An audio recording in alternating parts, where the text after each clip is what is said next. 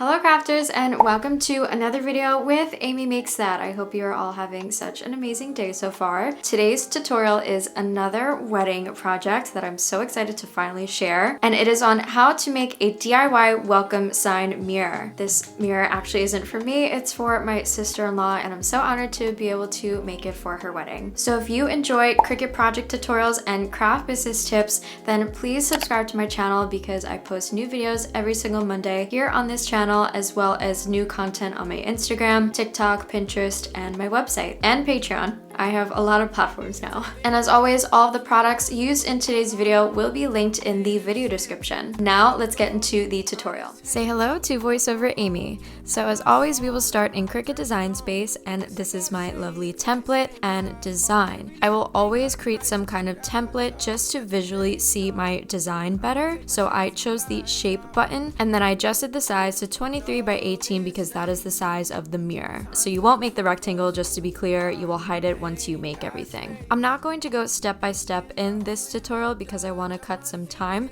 but I will share exactly how I did it and the fonts that I used. So you will select the text button and then type out your wording, and that first font is Avenir Next. This should automatically be on your computer. I use that for Welcome to the Wedding of and the date below. I did adjust the letter spacing a bit just to make it more spaced out. And then the script font is a font that I've been using for basically all of my wedding projects, and it is Lucille's script. That is also linked in the video description. I got that from Creative Market. So now the issue with making a mirror this big is that Cricut Design Space doesn't allow you to make a design that's bigger than 23.5 inches length and then 11.5 width. I had to group and weld the Avenir Next text, and then I separately grouped and welded the script names. And if you look on the right hand side, you'll see this little caution signal in the triangle, and it says exactly here that Cricut does not support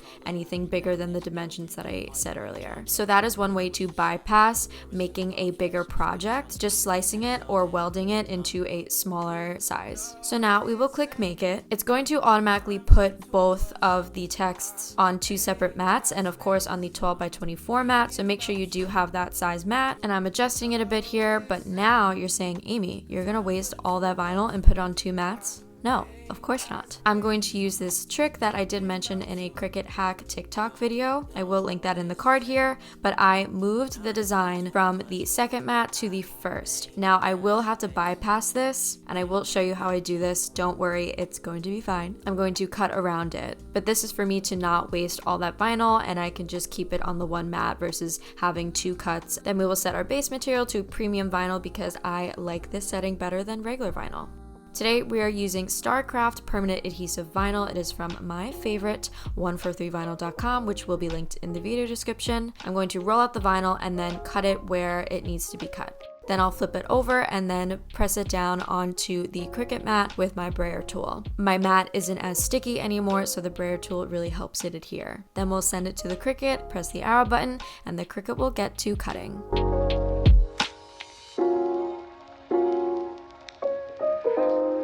Once you're done, we'll remove it from the Cricut and flip the mat over and remove the vinyl from the mat. Then we can start weeding the inside of the letters. So this is like the inside of the H's. I had a lot of those, some L's, O's, etc. Once you're done with that, then we can, I forgot the D's. We can remove the background.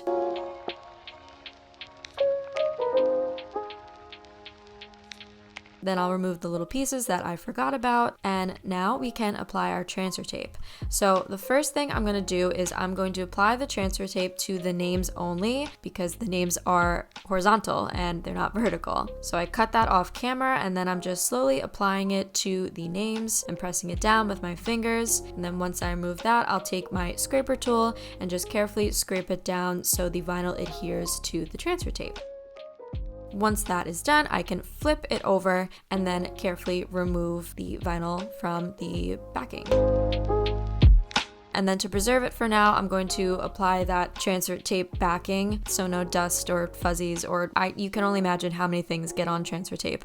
Then I'm going to repeat the same exact process, cut some transfer tape off camera and apply it to the rest of the design. I'll use my scraper tool again and really get those bubbles out. This is the lovely mirror. My sister-in-law picked it up from Lowe's. So the first thing I'm going to do is carefully Windex and remove any dust, any fingerprints, because we want this to be super clean. And then I'm going to apply the Avenir Next text first. I applied this part of the design first because it helped me to apply it evenly to the mirror. But if you want to apply the names first, go for it. So I'm carefully placing it down onto the mirror, and then I'm going to take my ruler and just measure along the lines, make sure everything is straight. This is probably one of the most important wedding signs because it is the first thing that people are going to see. Then I'm scraping everything down once more. And what's nice about this is I usually apply a little bit of like painter's tape or something, but I had some extra transfer tape on the bottom so it's sticking to the mirror, and that allows me to apply it evenly and straight from when I measured it. I do this step in a lot of my other project tutorials, like my welcome sign, so I will link that video in the card here, but I do show that in the next step with the names. So I'm just removing the backing from the transfer tape, and then I'm carefully placing it down. Almost lost it there, but make sure you're pulling it and then it will become straight. Then I'll take my scraper tool and remove any bubbles and carefully, oh, there was a hair, carefully adhere the vinyl to the mirror. Then once you're done, we can remove the transfer tape, and this has to be my favorite part because it is the reveal and I love it. And I also save my transfer tape. I don't know if you guys do, but that was a big transfer tape and I did not want to throw it out. Now I'm repeating the same process. As you can see, this is my tape method because I didn't put enough transfer tape on the outside. So I'll tape one side, I'll scrape it down one more time, and that way I know that the measurements that I made are in the exact same place and I don't have to worry about remeasuring it. And then I'll carefully fold it down and pull it. Use my scraper tool again to scrape that vinyl onto the mirror. Just be very delicate though. With this font, it is very light, so you don't want to scrape it too much and alter it. Then we can remove the transfer tape. And the last step I have is to always spray some Windex or any alcohol onto the paper towel, not the mirror itself, so you don't wet the vinyl too much. And I just removed some of the fingerprints that were on there. But this is the final reveal. I am so in love with this design. Again, this was for my sister-in-law and I'm so happy that I was able to make it for them. Now let's close out this video. Thank you very much for watching today's tutorial, and let me know if you've made a mirror design before. If you liked today's video, please don't forget to give it a thumbs up and click my subscribe button to see more Cricut content videos like today's. And I still have a few more wedding tutorials up my sleeve, so if you are interested in that kind of content, then please click the notification bell so you get notified when I post. I hope you're all having an amazing day, and I will see you in the next video. Bye! I'm so sorry for dreaming about the future.